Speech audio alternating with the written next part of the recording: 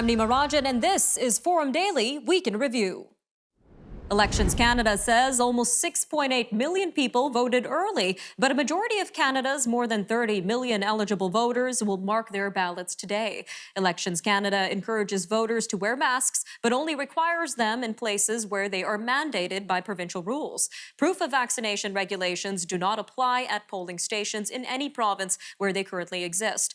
Polling stations are open for 12 hours, but the opening times vary by region. Most riding winners will likely be known by the end of the evening, but Elections Canada is also warning that it could take up to 4 days to finish counting all the special ballots. Well, meanwhile, corporate Canada, small business owners and investors alike will be watching closely today as the country votes in the federal election.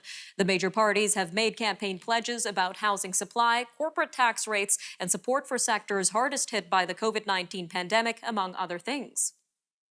Canadian snowbirds will be watching closely this week to see if the United States finally eases some of the travel restrictions preventing them from driving south for the winter. Some aren't waiting for the White House, though, opting for the legal option of flying to the U.S. instead. Toronto travel insurance broker Martin Firestone says many are planning on getting a COVID-19 booster shot as soon as they get there. Federal lawyers argue Major General DANY lawsuit over his removal as head of Canada's vaccine distribution campaign is now moot because the job no longer exists. D&D announced the general was stepping down in a statement on May 14th. General Fortin was formally charged in Gatineau, Quebec on August 18th with one count of sexual assault dating back to 1988. He has denied any wrongdoing. A Canadian-led study finds the area of the globe covered by coral reefs has been cut in half since 1950. Fishers along reefs have to spend more than twice as much time and effort to land the same catch than they did 50 years ago. And reefs around the world have lost almost 2/3 of their biodiversity. Study author Tyler Eddy of Newfoundland's Memorial University says the culprits range from overfishing to pollution to climate change. The president of Western University says the London, Ontario institution supports Friday's walkout by students. Hundreds of students walked out of class at noon, demanding a change in what they described as a toxic campus culture. The demonstration came days after 4 women filed formal complaints of being sexually assaulted on campus. This, along with other allegations of abuse at a campus residence that were posted online.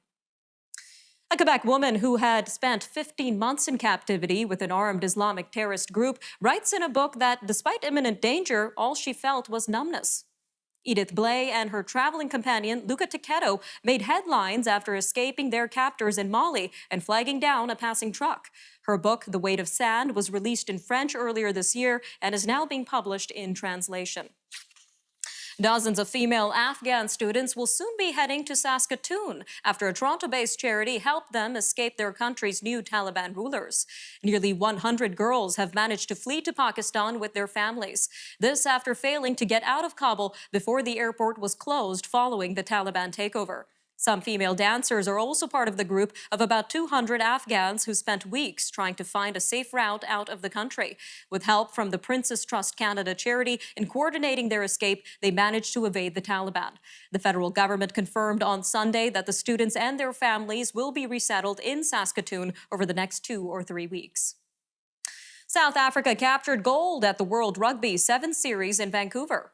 The South Africans defeated Kenya 28-5 in the men's title match. The Canadians finished 6th after a 26-7 loss to the U.S. in the 5th place playoff. Rugby powerhouses Fiji, New Zealand, and Australia did not play due to COVID-19 quarantine and travel restrictions. Well, it looks like Belfast is the big winner at the Toronto International Film Festival. The Northern Ireland-set family drama from writer and director Kenneth Branagh has won the People's Choice Prize. Chosen through online votes, it's often a predictor of Academy Award success. Last year's winner, Nomadland, won the Oscar for Best Picture. Police dogs and their handlers attended a run on Sunday in memory of a police service dog that died in the line of duty in St. John's, Newfoundland. Both the Mounties and RNC Police Dog Services units participated in JAGO'S run in honor of RCMP Police Service dog Jago, who died while on duty near High Prairie, Alberta on June 17th of this year. Funds were raised in support of Ned's Wish, a charity that provides financial assistance for medical expenses of retired police service dogs across Canada. All right, coming up next, we took a look at the results of the September 20th federal election. Counterpoint host Tanya Granick-Allen explained the major events of the election night. This included the battleground ridings, major election issues, and the mood of Canadians after the elections. That and, of course, more news from around the world coming up next, so stay tuned.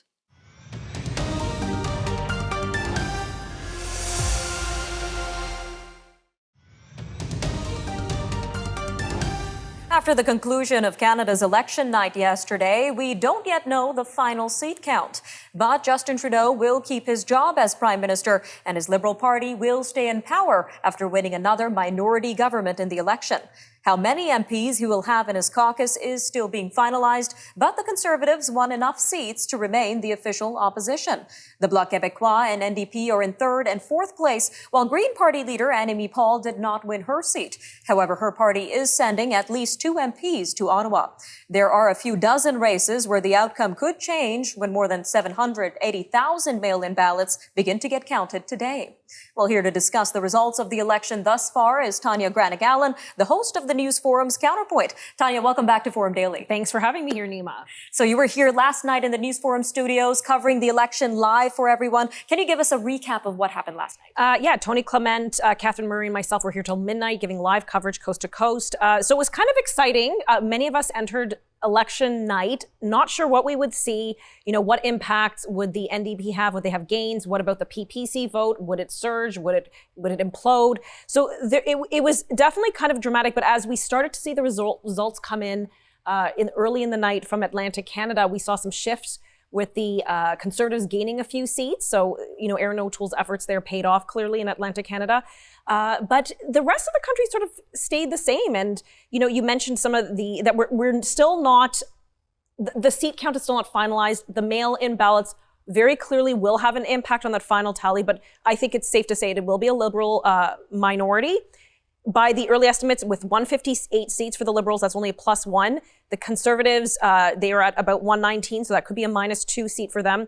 Bloc Québécois gained 2 seats. NDP only 1. They gained. The Green lost 1, and that's, of course, you know, and unfortunately, Annamie Paul didn't get her own seat. She came in 4th in her own riding. All right, Tanya, and what would you say are the key takeaways from last night's election results?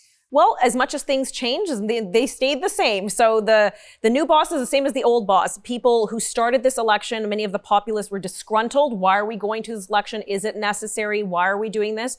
The same sentiment is now being expressed by Canadians who said, well, look at the results. Nothing changed. Why did we do this? So it's interesting how we finished just as we started. And we know there were some really tight races to watch out for. What were some of the main battleground regions and ridings that you were keeping your eye out for? Well, we are still keeping our eye on them. You look at a couple of the Kitcheners are very tight in Ontario, in New Brunswick, in Fredericton, Jenica Antwin, that was of course the Green Party MP who crossed the floor to the Liberals. She's holding on to her riding by only 501 votes. Again, what impact will the mail-in ballots have?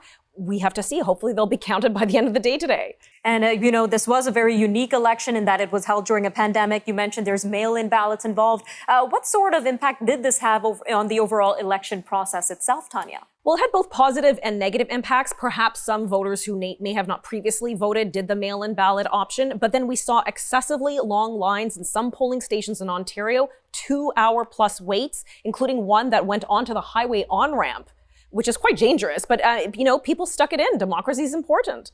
All right, Tanya, just about 2 minutes left here, but I guess only one person can be the Prime Minister. So what are the next steps for our other party leaders here?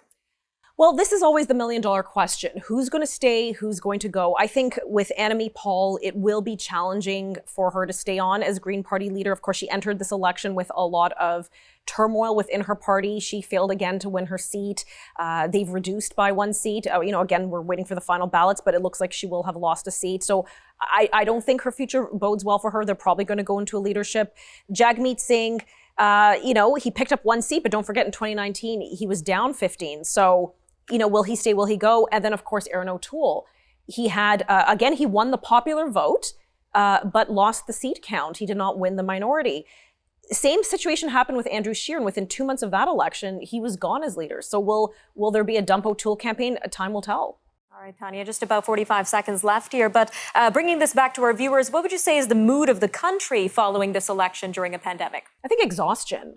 Why did we do this? Nothing has changed. What was the point? And I think Canadians just want to get back to business. We're dealing with vaccine mandates and passports across the country. People want to get back to their lifestyle and put this election behind us. But hey, we could be back in the polls in 18 months. All right, Tanya, always great having you on Forum Daily. Thank you again for joining us today. Thank you, Nima. All right, up next, we also took a look at how Canadians can better navigate the difficult situation of settling the estate of loved ones who have passed on. One survey finds that 80% of Canadians who find themselves in charge of settling an estate have never done it before. We spoke with author David Eady, who wanted to pass on his experience to Canadians who find themselves in the role of executor. We took a look at his new book titled Executor Help: How to Settle an Estate. More on that coming up next.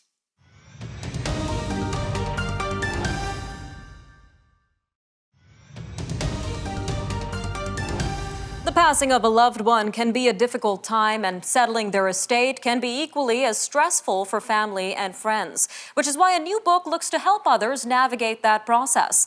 A 2012 study by CIBC finds that 84% of respondents have named a friend or family member as executor. However, of those, about 80% had no prior experience in administering a will. One of those people was Mr. David Eady. This is why he decided to write a book so others would not have to go through what he did. Executor Help: How to Settle an Estate is aimed at making things easier for people who find themselves in the role of executor.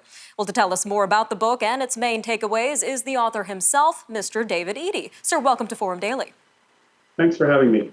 So, sir, can we start with a quick description of what an executor is and the responsibilities this role has? Sure. An executor, or in Quebec, a liquidator, is someone who's been given the responsibility to administer the last will and testament of a deceased person. Hopefully, that person has let them know that they've been given that responsibility, because there's so much involved with the job. All right, sir. And as we mentioned, you wrote this book from personal experience. So can you share with us your story and how this book came to be? Absolutely. May 29th, 2011, my mom passed away. 8 months later, my dad passed away, both from cancer.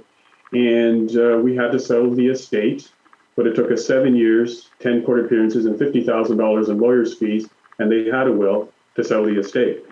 And every time I would talk about my problems, my frustrations, anger with friends and clients, I'd hear about one more executor who had problems, or I heard about a family squabble that had broken up a family. So I wanted to help others, and I decided that I would write this book. All right, sir. I'm so sorry for your personal loss, sir. Digging deeper into this book itself, what would you say are the main objectives of Executor Help? Well, first off, it's three parts to it. I talk about the biggest challenges, and even though it's for the executor, it's also for the person who is going to pick an executor or who's updating their estate. So they understand who the job that they're leaving to the individual, and also the person who's doing the job understands what's involved. So I talk about the biggest challenges. What are some of the headaches that you're going to come across? I have step-by-step explanations of what you need to do. And then the third thing is I get you prepared and get you organized, because I talk about, the importance of understand that you can't do the job alone. You're probably going to need at least sometimes up to 17 different professionals to help you to settle the estate. And also you have to understand what's involved to make sure that you've got the right people in place to help you get the job done, because by no means is it an easy job. All right, sir. Will you be able to tell us a little bit more about these challenges when it comes to handling these estates, especially when it comes to helping a loved one? Well, people don't understand when they're given the job to be an executor, expect to spend over at least 100 hours. On average, an estate will take anywhere from 12 to 18 months to settle, and now with COVID, it probably will take even longer. Then you've also got to deal with the issues of beneficiaries. Some people will be very difficult when it comes to an estate as a beneficiary, because they believe that they should be paid whatever is owed to them based on what the testator, the person who wrote the will, they expect the money to be given to them right away. And there's a lot of things that the executor has to be aware of, such as making sure that they pay the right amount of taxes, that it's you're also doing the right tax return. There are so many things that people don't understand, by taking on the responsibility or having the responsibility as an executor that they need to do. And on top of that, you've got outside forces such as beneficiaries who are sometimes very impatient. All right, sir. And what would you say are some things that maybe Canadians may not know about being an executor or executor of a will? Well, if you're an executor or you're creating your estate and you make sure you have that job in place for someone to understand, you don't want to leave them in what I call in the book the triangle of conflict, which means you're leaving them in an estate where there's no will, or there's a second marriage involved, or siblings and family members don't get along. If you've got even one of those elements of that triangle of conflict, you've just made the job a lot more harder. So what you need to do is you need to have conversations. If you're an executor, you need to have conversations with the individual who's asked you to take on that responsibility, and who's creating the estate and that for the will, in their will, you need to have the conversations with your family members, letting them know exactly what you want done and why you're leaving, what you're leaving to them. They may not like it, but that doesn't matter. It's your estate, it's your will. You can do whatever you want.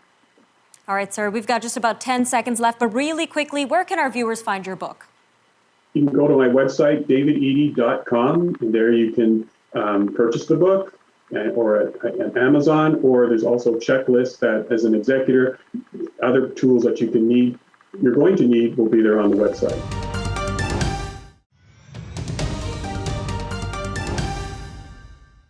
U.S. Federal Reserve Chair Jerome Powell says the central bank will overhaul its financial ethics policies. There are growing questions about investing and trading decisions by high-ranking Fed officials that raise potential conflicts of interest. Mr. Powell stopped short of saying explicitly that some trading moves were inappropriate, and he provided no details about what the Fed might do or how it would conduct its ethics review. China's central bank will soon have to access private credit information of hundreds of millions of users of Ant Group's online credit service. Huobai, Ant Group's credit service, said in a statement that consumer credit data it has collected will be included in the People's Bank of China's financial credit information database. The move is part of various regulations for Ant, which has been ordered to end its monopoly on information and behave more like a bank. Indonesia's president says inclusiveness and a sustainable green economy will be among his priorities when he assumes the G20 presidency next year. Joko Widodo committed to working for the benefit of all, including vulnerable groups. He called for countries to work together on health resources like funding and vaccines and standardizing health protocols for travel. Lithuanian cybersecurity experts are urging the country's government agencies to abandon the use of Chinese smartphone brands. The recommendation from the National Cybersecurity Center comes after an investigation found security vulnerabilities and censorship concerns with certain devices made by Huawei and Xiaomi.